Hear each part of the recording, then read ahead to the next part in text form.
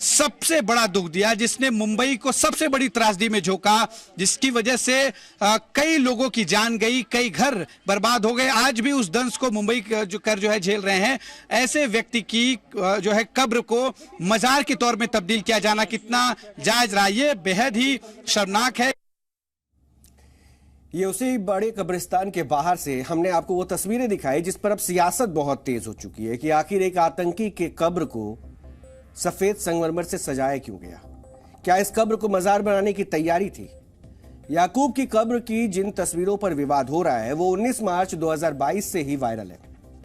दरअसल उससे एक दिन पहले मुस्लिम समुदाय का त्योहार शब बारात थी और लाइटिंग लगाए जाने के पीछे इस त्योहार का तर्क दिया जा रहा था। तभी से ये लाइटिंग लगातार लगी हुई है और माना गया कि याकूब मेमन की कब्र पर विशेष ध्यान दिया जा रहा है। इन आरोपों में दम इसलिए भी नजर आया क्योंकि आसपास की कब्रों पर इस कब्र जितनी सजावट नहीं दिखी, जबकि त्योहार वाले तर्क बाकी सभी कब्रों पर लागू होते हैं। यानी अगर शब बारात का तर्क था तो ये फोकस लाइटें सिर्फ एक कब्र पर क्यों थी, ये सबसे बड़ा सवाल उठा के गया। और अगर तैयारी की गई थी कब्रिस्तान में तो शायद ये लाइटें हर कब्र पर होनी चाहिए थी।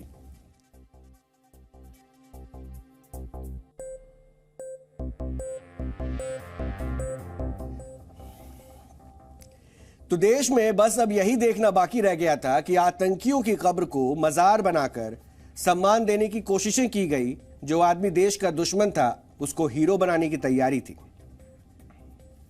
आतंकवादी याकूब मेमन की कब्र को जिस प्रकार से मजार का रूप दिया जा रहा था, ब्यूटिफिकेशन किया जा रहा था, इसका समर्थन नेशनल कॉन्फ्रेंस के नेता कर रहे हैं। क्या मति खो गई आपकी?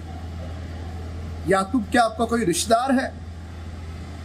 हमारा तुम्हारा नहीं, हमारे पूरे देश का दुश्मन है वो।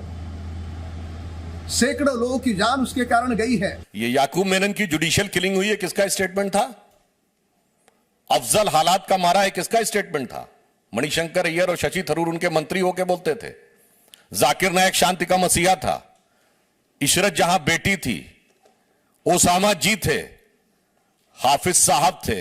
अरे जनाब, इतना आप आतंकवाद के साथ सराबोर हैं और उसके बाद भारतीय सेना पर आक्रमण करने वाले भटके हुए नौजवान थे। इसलिए आतंकवाद पर उनका चरित्र इस कदर तार तार है कि मेरे विचार से कुछ बोलने की गुंजाइश नहीं।